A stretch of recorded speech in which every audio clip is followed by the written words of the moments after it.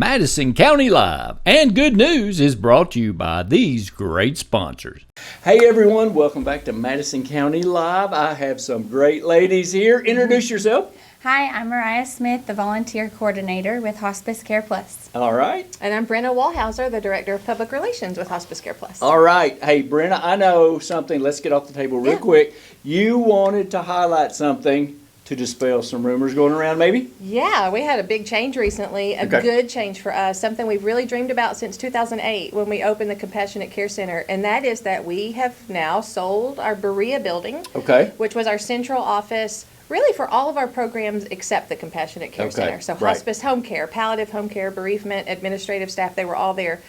COVID really taught us not everybody has to be in the building all the time. Exactly. So we weren't using it anymore, so we've sold it and relocated everybody to the campus at the Compassionate Care Center. Oh, okay, so here in Richmond. We're now fully centrally located in Richmond, so I just want to make sure people know we didn't go anywhere. That's not right. They haven't gone anywhere. We they still just have every closed program. and sold that building for that old location, correct? Yeah, and it made smart financial sense. It's more efficient. We're all together. We talk to each other, and we did build a separate building to help make space for everything. Oh, you did? Okay, so that's very I want nice. people to know the feel of the center is still the same. It's still the same. Peaceful, calm place. Yeah. Okay, that's fantastic. Yeah, thanks. So you're here today, Mariah, to talk about some volunteer training coming up. I want to turn it over to you. Tell us all about it. Yeah, so we are doing a volunteer training at the Madison County Library on February the 25th. Okay.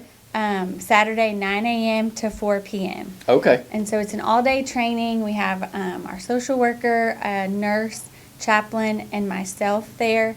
And we go over all the details about volunteering, ways you can volunteer, and get involved. So how old do you have to be first? I'm assuming over 18, right? No.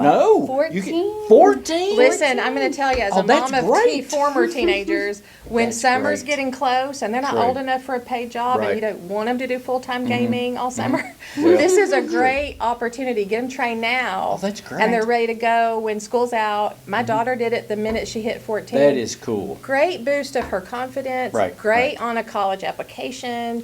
And helps meet those high school service hours. So we strongly encourage 14 and up. That's great. So, Mariah, you and Brenna, so what makes a good volunteer? Somebody who loves people. And is just humble, kind. Very compassionate, of course, right?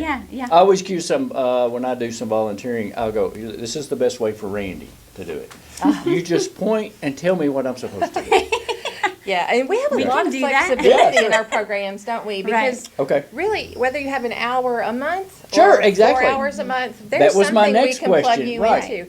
And there are so many programs. So some people, what makes a good volunteer? Well, I'll tell you, a lot of people come to us because they feel moved to do this work because they had an experience. Exactly, right. And there are others who didn't have a hospice experience, but they know about us and they just want to be part of it. So I think those make the best volunteers. Just being called or moved to do it is the first step. And then if you want to really work hands-on, ground level, patient care, high touch, we've got opportunities for that. And if you feel more comfortable behind the scenes, we've got plenty of things for you to do there too.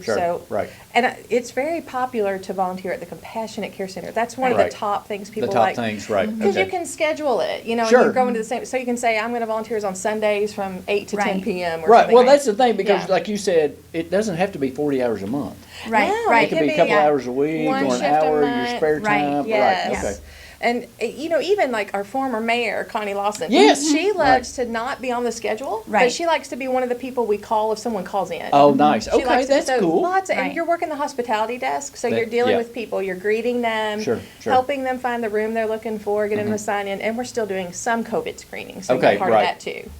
And speaking of which, your volunteer training, because you mentioned, Brenna and Mariah, maybe you can elaborate more, that you were doing you're still doing it online, right? Correct? Yes. Yep. So you can also, if you can't do the in-person or feel like you can't carve out that amount of time, you can also do it online. And so you do online modules, and then you meet with me one-on-one. Oh, cool. And then we also do shadowing once you've completed that. That's fantastic. So we have both. Yes. That's great. It's basically a hybrid, like you said. COVID and the pandemic has taught us really we can do both now. We know how to do that. And some people love that convenience of self-paced modules online. Absolutely, right. And then others, I will say, I think one of the perks of the in-person training is if we learn something from COVID, it's that we like to be connected to other people. We're very social. We are very social. So you're coming in with a cohort of other people, and so you're developing new relationships, you're learning together, you use each other as a resource. So I think we have quarterly volunteer meetings, potlucks, we're going to do chili cook-off this year. So that's wonderful. You had me at food. Yeah. Speaking of which, I know Colleen's going to hate this, but what kind of snacks we having that day? Oh, we've got what's on the menu? We've got sandwiches, chips, and just snack foods. Oh, that's cool. We feed you. That's actually why we want you to register, because that way we know how many people we need to feed. Cool. Right. So you can register how? Let's do online or by phone. Online registration. Okay. HospiceCarePlus.org. Okay. And then you can click the register here icon. And that will get you registered. It's just a very easy process, right? And it'll ask you if you prefer online training. Okay, so it'll ask you to give you the options. Right. Okay, and we'll get in touch with you and set you up for that too. Okay. Right. But so far, I think we have 17 registered. Wow, We'd love to get up to maybe 25. 25, is that the max you think in person? I'm not sure we would cap it. We're not going to cap it. Okay, you're not going to cap it. Okay, that's great. I will say this, we're doing it at the Madison County Public Libraries, one of their community rooms downstairs. Oh, and that's huge. Right. Gives you a giant space, so we'll spread out well. Cool. You can mask if you want. The library does not require it. Sure. But you certainly but still you can. still have that option, right? Right. Okay. So it's I just think it's really rewarding work. That's great. Yes, I started there as a volunteer when I was 18. Wow. I'm still there. I'm not 18. Wow. You're not? No, I know it's hard to believe. Get out of here.